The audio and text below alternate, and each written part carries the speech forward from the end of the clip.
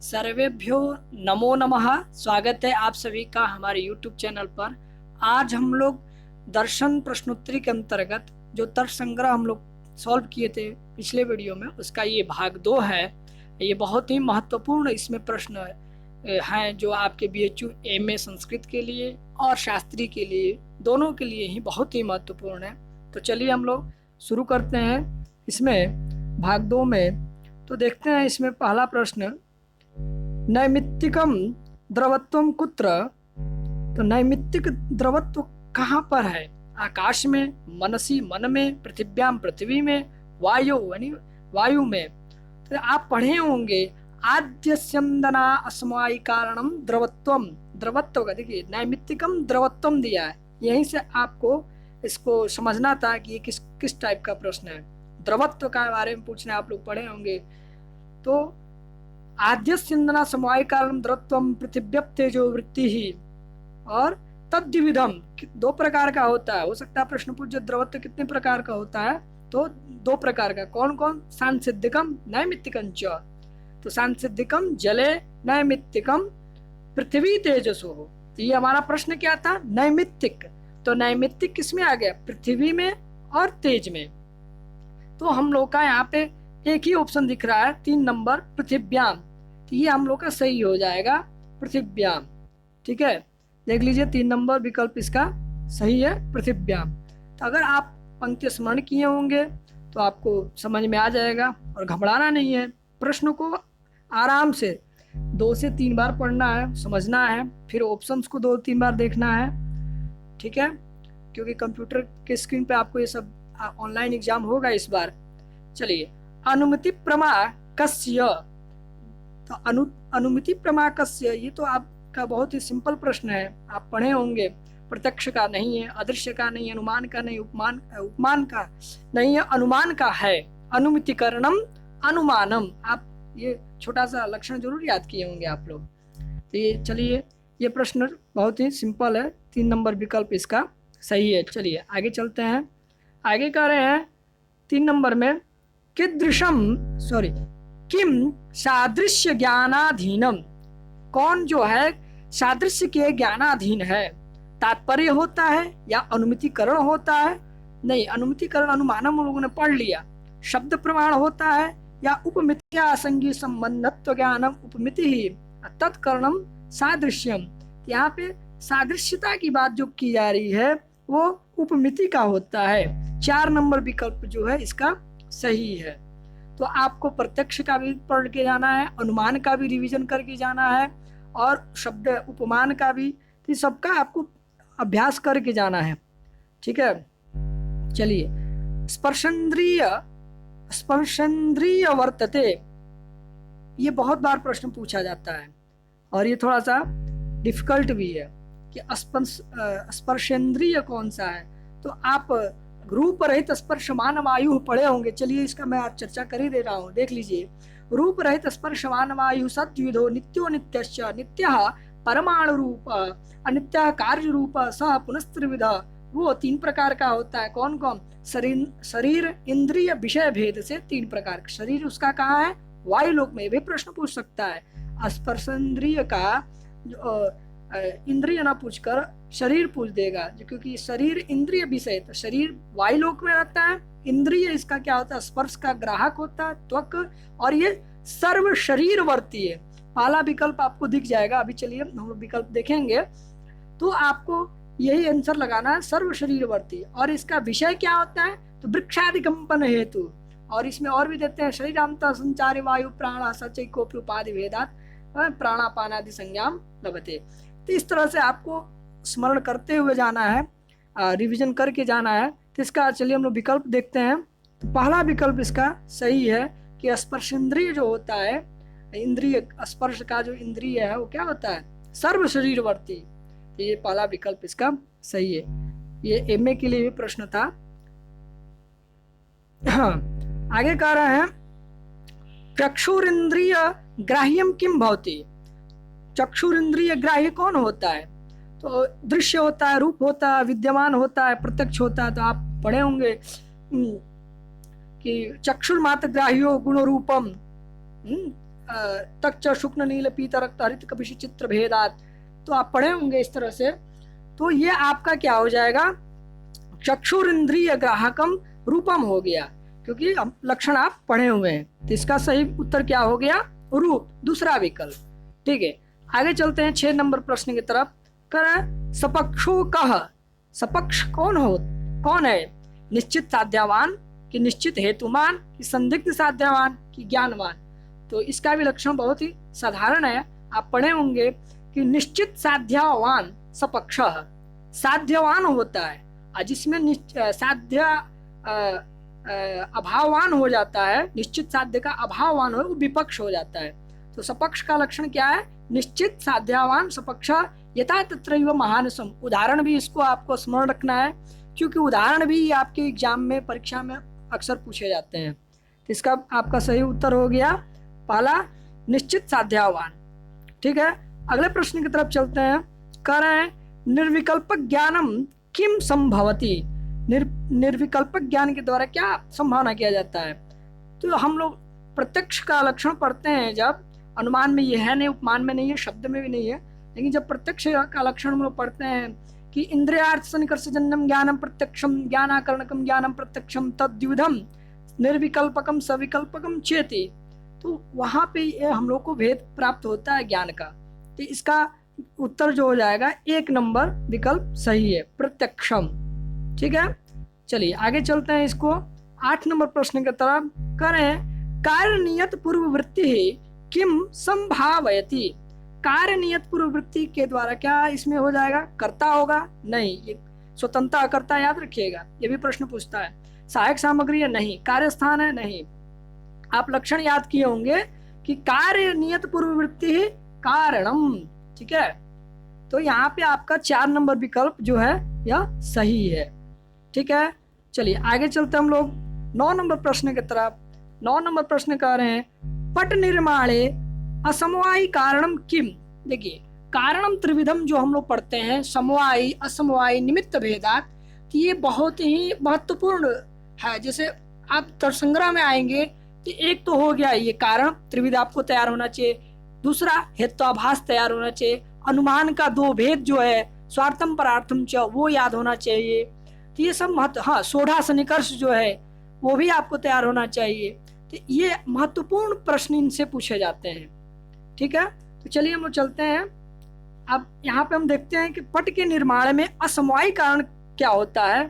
तंतु संयोग होता है कि तंतवा होता है कि पट निर्माता होता है कि तुरीवेमाधिकम होता है। आप लक्षण याद किए होंगे, कार्येण कारणेन वा सह कस्मिन् अर्थे यत्सम्मेत कारणम तत् असमवायी कारणम।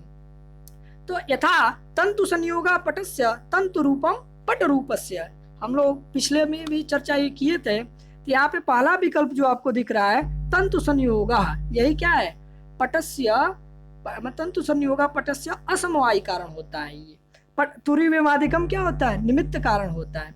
इस तरह से आपको समवायी कारण, असमवायी कारण, निमित्त कारण, इनका उदाहरण अवश्य तैयार होना चाहिए। चलिए 10 नंबर प्रश्न की तरफ चलते हैं। करें द्वित्वादि संख्या कीदृशी।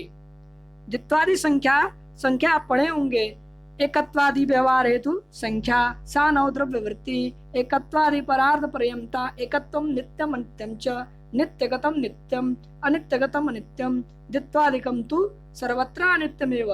तो हम लोगों में क्या आया, द्वित्वादिकम।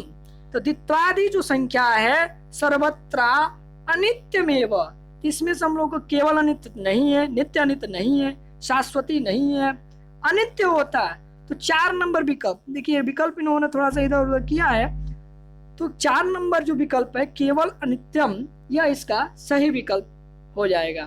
तो इस तरह से आपको लक्षण का उदाहरण अवश्य, क्योंकि आजकल प्रश्न लक्षण के साथ साथ उदाहरण से भी अधिक से अधिक पूछे जा रहे हैं, ये सलाह मैं एमए के विद्यार्थियों के लिए अवश्य महत्वपूर्ण रूप से देना चाहूँगा। तर्कसंग्रह से तो सामान्य प्रश्न जो है शास्त्रीय वालों विद्यार्थियों के लिए रहेगा, लेकिन अंदर उदाहरण से, जैसे हेत्वाभास आदि के उदाहरण पूछे जाते हैं, केवलान्वय केवल व्यतिरेकी लिंगम त्रिविधम जो आता है, तो उससे भी, उसके भी उदाहरण पूछे जाते हैं। इस तरह से उदाहरण पर विशेष आप लोग उसका अभ्यास करके जाइएगा। अब घबराना नहीं है, प्रश्नों को आराम से पढ़िएगा फिर करिएगा। चलिए 11 नंबर प्रश्न कर रहे हैं, तर्क संग्रहे रूप गुणस्य कति भेदाः। तर्क संग्रह में रूप गुण के कितने भेद होते हैं। देखिए ये भी हम लोग प्रश्न इसमें लिख दिया है, रूप गुण यानी आप इससे समझ जाना है कि ये गुण से प्रश्न कर रहे हैं। जो चतुर्विंशति गुणा आप स्मरण किए होंगे तो उसमें जो रूप रसगंध आता है तो पहला ही रूप है, तो उसका लक्षण आप लोग पढ़े होंगे कि चक्षुर्मात्र ग्राह्यो गुण रूपा में पिछले प्रश्न में चर्चा किया था कि तच्च शुक्ल नील पीत रक्त हरित कपिश चित्र भेदात सप्त विधम, इस तरह से उस है, इसको आप लोग देखते हुए भी चलिए। तो ये आपका सही उत्तर हो जाएगा क्या, सप्तविधम। तो दूसरा नंबर जो विकल्प इसका सही है। तो जो संख्यात्मक है तो उससे भी प्रश्न पूछा जाता है कि ये कितने प्रकार का है, कारण कितने प्रकार का है, सन्निकर्ष कितने प्रकार के हैं, तो 6 प्रकार के सन्निकर्ष हैं, अनुमान कितने प्रकार के, 2 प्रकार के हैं। इस तरह से और भी प्रश्न आएगा, इसमें महत्वपूर्ण प्रश्न आगे आएगा। तो इस तरह से आपको संख्यात्मक भी ज्ञान लेकर चलना है। पदार्थ सप्त होते हैं, द्रव्य 9 होते हैं, तत्र द्रव्याणि 9, पृथिव्यप तेजो वायु आकाश काल दिगाता अमरांसी नवैवा। तो इस तरह से संख्यात्मक पे भी ध्यान देकर जाना है। 2-3 प्रश्न इससे ही आ जाएंगे आपके। चलिए 12 नंबर प्रश्न में कह रहे हैं, असाधारण धर्म वचनम किम कथ्यते। तो ये तो बहुत ही प्रसिद्ध है, आप लोग स्मरण भी किए होंगे। जो विद्यार्थी नहीं जानते वो जान ले। ये हम लोग कहते हैं ना, लक्षण किसी का बनाया जाता है, तो ये लक्षण का लक्षण है। तो 4 नंबर जो विकल्प आपको दिख रहा है लक्षणम, यह इसका सही उत्तर है। ये असाधारण धर्म वचनम लक्षणम इस तरह से बोला जाता है। ये लक्षण किसको कहते हैं, तो उसका ये लक्षण है। ठीक है, चलिए 13 नंबर प्रश्न की तरफ चलते हैं। कह रहे हैं, आद्य पतनासमायी कारणम, यहाँ पे इन्होंने थोड़ा सा मिस्टेक लिखा हुआ है, असमवायी कारण होता है। आद्य पतनासमवायी कारण गुणो विधीयते। तो आद्य पतना असमवायी कारण के द्वारा किसको हम लोग जानते हैं, तो हम लोग द्रवत्व को जानते हैं। अभी हम लोगों ने चर्चा किया था। आद्य पतना समवायी कारण जो होता है द्रवत्व नहीं होता है, गुरुत्व। इसका विकल्प जो 3 है वो सही होगा, गुरुत्व। ठीक है, आद्य संदना समवायी कारण स्यंदना उसमें होता है, स्यंदना समवायी कारण द्रवत्व होता है। ठीक है, चलिए मैं अभी 1 मिनट के लिए थोड़ा सा इधर हो गया, संशय में पड़ गया था, क्षमा चाहूंगा। इसका जो तीसरा है वो विकल्प सही है, आद्य पतना समवायी कारणम गुरुत्वम, और आद्य स्यंदना समवायी कारणम द्रवत्वम होता है। तो ये द्रवत्व का और गुरुत्व का लक्षण अवश्य तैयार करके जाइएगा आप लोग। ठीक है, चलते हैं अगले प्रश्न की तरफ। 14 नंबर प्रश्न जो है वो कह रहे हैं कि शब्द श्रवणे श्रवणेन्द्रिय का सन्निकर्ष। हम लोग भाग 1 में भी चर्चा किए थे कि सन्निकर्ष पर विशेष जोड़ देना है आप लोगों को, उस पे आपको विशेष ध्यान देकर जाना है, क्योंकि उससे प्रश्न पूछे ही जाते हैं, पूछे कहाँ से जाएंगे, वही तो प्रमुख है। तो यहाँ पे जो कह रहे हैं कि श्रवणेन्द्रिय का सन्निकर्ष संयोग है, संयुक्त समवाय है कि समवाय के विशेषण विशेष भाव है। तो हम लोग फिर चर्चा कर लेते हैं क्योंकि ये महत्वपूर्ण है, तो इसको हम चर्चा करते हुए चल रहे हैं। कि देखिए हम पढ़ते हैं संयोग का कि चक्षुषा घट प्रत्यक्ष जनने संयोग सन्निकर्षा। चक्षु का जो घट प्रत्यक्ष में जो संयोग होता है वो संयोग सन्निकर्ष के द्वारा होता है। ठीक है, और संयुक्त समवाय जो होता है वो किसके लिए होता है, तो घट का तो हम लोग चक्षु से संयोग सन्निकर्ष के द्वारा जाना, लेकिन घट रूप प्रत्यक्ष जो होता है घट का रूप, तो उसके प्रत्यक्ष के जनन में संयुक्त समवाय सन्निकर्ष होता है। जैसे चक्षु संयुक्त घटे रूपस्य समवायत, यहाँ ये लिख रहे हैं। ठीक है, तो इसको आप लोग अवश्य स्मरण कर लीजिएगा। उसी तरह संयुक्त समवाय सन्निकर्ष के बारे में भी जान लीजिए कि ये रूपत्व, एक तो पहला दर्शन कराया चक्षु से, घट का प्रत्यक्षीकरण हुआ, फिर उस घट का रूप का जो हुआ प्रत्यक्षीकरण वो संयुक्त समवाय सन्निकर्ष के से हुआ। अब घट रूपत्व तो लग गया इसमें, तो से हालांकि जाति का बोध होता है। तो रूपत्व सामान्य प्रत्यक्ष में संयुक्त समवेत समवाय सन्निकर्ष होता है। ठीक है, चक्षु संयुक्त घटे रूपम समवेतम तत्र रूपत्व से समवाया। इस तरह से आप स्मरण किए होंगे, बहुत अच्छी बात है। जो नहीं किए थोड़ा बहुत समझते हुए चलिए, इसको रिवीजन करके अवश्य जाइएगा आप लोग।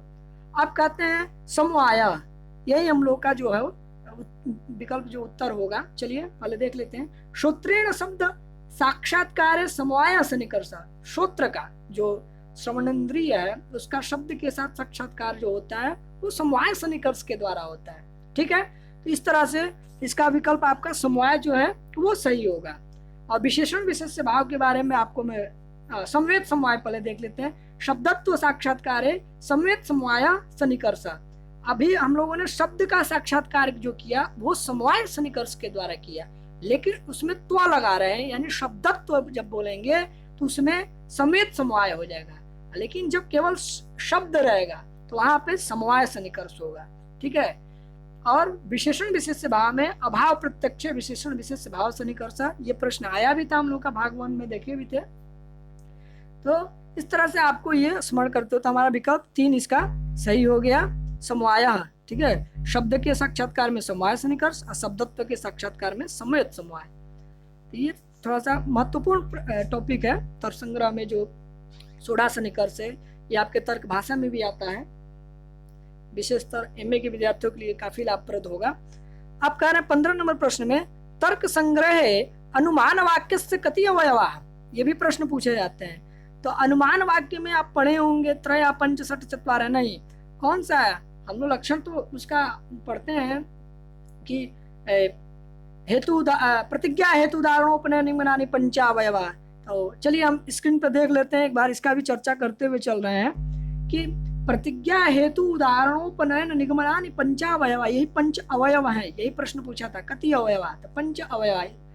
ठीक है, कौन कौन? पर्वतो वहनीमान, ये क्या है? इति प्रतिज्ञा, यह प्रतिज्ञा है। हेतु क्या है? धूमत्वाद इति हेतु, ये भी प्रश्न बनता है, इसलिए मैं चर्चा कर रहा हूँ। यो यो धूमवान स स वहनीमान इति उदाहरणम, ये उदाहरण होता है। उपनय क्या है? तथा चा अयम उपनय, यह उपनय हो गया। तस्मात् तथेति निगमनम, ये निगमन हो जाता है। इस तरह से आप इसको करते हुए चलिए, स्मरण करते हुए चलिए, तो आपका इसमें विकल्प जो है सही हो गया पंचावयवा। इसको हम लोग पंचावयवा के भी नाम से जानते हैं। चलिए 16 नंबर प्रश्न, असिद्ध कह, असिद्ध कौन है? तो देखिए आप हेत्वाभास के बारे में जानते होंगे, क्योंकि ये भी हम लोग अभी चर्चा कर रहे हैं कि हेत्वाभास भी बहुत महत्वपूर्ण है, केवल व्यक्ति नहीं है, पक्ष स्थित हेतु नहीं है, तर्क नहीं। हेत्वाभास 4 नंबर विकल्प इसका सही होगा।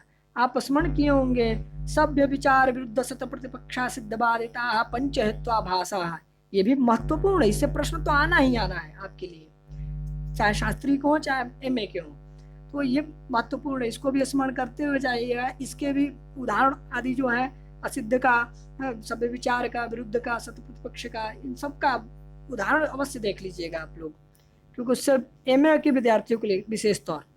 चलिए 17 नंबर प्रश्न में कह रहे हैं व्याप्यारोपेण व्यापकारोप कह, ये तो एकदम सिंपल है, ये भी स्मरण किए होंगे। तो व्याप्यारोपेण व्यापकारोपस तर्कः, ठीक है, इसका विकल्प जो है तर्क सही होगा। तो विपर्य क्या है? चलिए हम ऑप्शंस की भी चर्चा कर लेते हैं।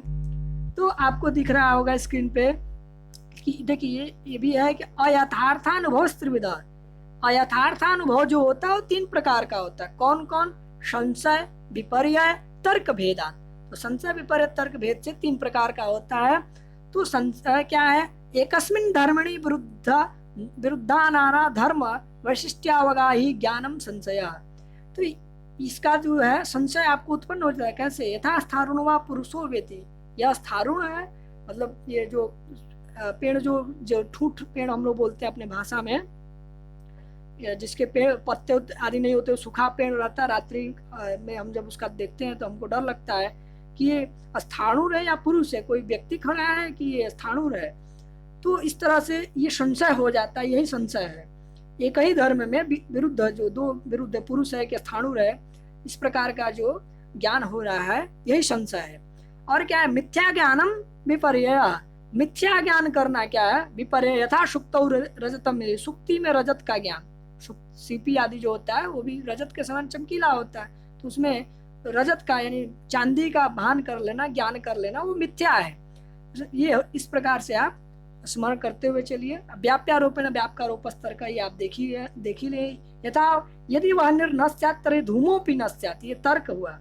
स्मृतिरपि द्विधा, इसमें स्मृति के भी बात आता है। चलिए ठीक है, अब आगे चलते हैं। 18 नंबर प्रश्न के तहत ये सब महत्वपूर्ण, इसलिए मैं इतना चर्चा कर रहा हूँ, आप लोग बोर मत होइएगा प्लीज़, ठीक है, क्योंकि लगता है कि काफ़ी बोरियत फील हो रही है, तो नहीं, इस तरह नहीं है, ये आपके महत्वपूर्ण प्रश्न है, इसलिए ये चर्चा कर रहा हूँ।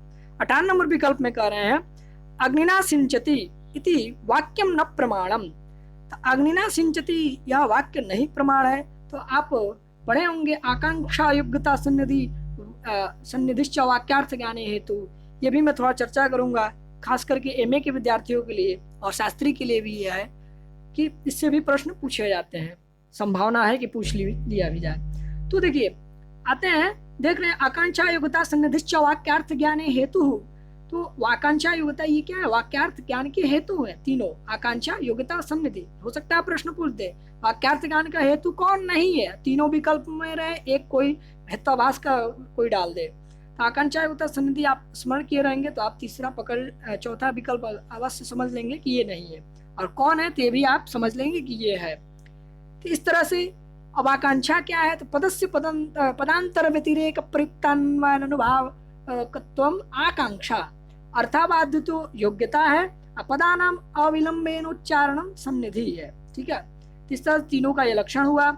तो यहाँ पे जो हम लोग का पूछा गया था प्रश्न अग्निना सिंचति, तो आकांक्षा रहितम वाक्यम अप्रमाणम जो देते हैं, यथा गौ अश्व पुरुषो हस्ति न प्रमाणम, आप बोलते हैं कभी गौ अश्व बोलते चले जा रहे हैं, तो इसका क्या मतलब हुआ, किसी के सामने खड़ा हो गया गाय हाथी घोड़ा ऐसा, हाथी ये सब बोलते चले, उसका क्या मतलब है, तो उसकी आकांक्षा बढ़ जाएगी, मतलब हाथी क्या, घोड़ा क्या, गौ क्या, गौ तो मतलब गाय दूध दे रही है, देती है, चाहे गाय आ रही है, हाथी दौड़ रहा है, ये आकांक्षा हो जाता है कि आगे कोई क्रिया तो जोड़िए, तो नहीं, तो ये वाक्य अप्रमाण, यही है क्या, आकांक्षा रहित जो होते हैं वाक्य अप्रमाण हो जाते हैं। और क्या है, ये आकांक्षा विराट, ये उसका उदाहरण हो गया, वहनिना सिंचति न प्रमाणम, वहनी वही अग्निना सिंचति कही या वहनिना सिंचति कही, ये क्या हो गया, योग्यता विराट। हम अभी विकल्प देखेंगे, ठीक है, यही हम लोग का सही उत्तर भी होगा। और क्या है, प्रहरे प्रहरे सहोच्चारतानि गामानय इत्यादि पदानि न प्रमाणम सानिध्य अभाव, सन्निधि के अभाव का कारण क्या, प्रहर प्रहर पे, एक इस प्रहर में बोला कि गाम और दूसरे तीसरे प्रहर में जाके बोला आनय, तो ये कोई समझेगा कि अभी एक प्रहर पहले बोला था गाम गाय को क्या, तो बोला ही नहीं, फिर दूसरे प्रहर में बोला आनय, तो क्या लाए, अब तो शब्द का ये कह रहा है सन्निधि अभाव, एक ही साथ वाक्य कभी भी एक ही साथ बोलना चाहिए, सानिध्या अभाव के कारण ये गलत हो जाता है, ठीक है। तो ये सब उदाहरण पूछे जाते हैं, इसलिए मैं चर्चा कर दिया। तो इसमें आपको दिख रहा होगा अग्निना सिंचति कहिए या वहनिना सिंचति कहिए, तो ये किसके कारण हो रहा है, योग्यता विराट, ये योग्यता विराट के कारण हो रहा है, ठीक है। तो ये इसका विकल्प सही है। इस तरह से आप अवश्य रिवीजन करते हुए चलिए, मैं कोशिश कर रहा हूँ कि आपका अच्छा से अच्छा स्कोर बने और आप लोग क्वालिफाई करके आए PHU जैसे बड़ी संस्था में, ठीक है। 19 नंबर प्रश्न में कह रहे हैं अयथार्थानुभवस्य कति भेदा, अयथार्थानुभव के कितने भेद माने गए हैं। अभी हम लोगों ने चर्चा ही किया था कि यथार्थानुभव त्रिविधा, ठीक है, कि यथार्थानुभव त्रिविधा संशय विपर्य तर्क भेदा, ठीक है। तो ये आप 3 इसका विकल्प सही हो जाएगा, तो उसको आप तैयार कर लीजिएगा, ठीक है। यहाँ पे हम बता चुके हैं अनुमति ज्ञानम वर्तते, ये भी बार बार प्रश्न यही पूछा जा रहा है, अनुमति से अनुमान से ये सामान्य प्रश्न पूछा जा रहा है, इसको आप अवश्य स्मरण कर लीजिएगा, ठीक है। क्या अनुमितिकरणम अनुमानम होता है, इसमें पूछ रहा है कि क्या होता है, इंद्रियार्थ सन्निकर्ष जन्यम होता है या परामर्श जन्यम ज्ञानम। तो यहाँ पे हमारे लोग का विकल्प जो है 2 नंबर आपको दिख रहा होगा कि अनुमिति जो है परामर्श जन्यम ज्ञानम अनुमिति ही, तो ये दूसरा विकल्प आपका सही हो जाएगा, ठीक है। तो इस तरह से हम लोगों ने इसमें चर्चा किया प्रश्नों को। बहुत बहुत धन्यवाद। वीडियो पसंद आया होगा तो लाइक जरूर करिएगा, चैनल पर पहली बार है तो सब्सक्राइब कर लीजिएगा, जिससे और भी आपको सूचनाएं मिलती रहेंगी। और आपके परीक्षा के लिए एडमिट कार्ड जो जारी हो गया है उसके लिए मैं शुभकामना देता हूँ। चलिए बहुत बहुत धन्यवाद।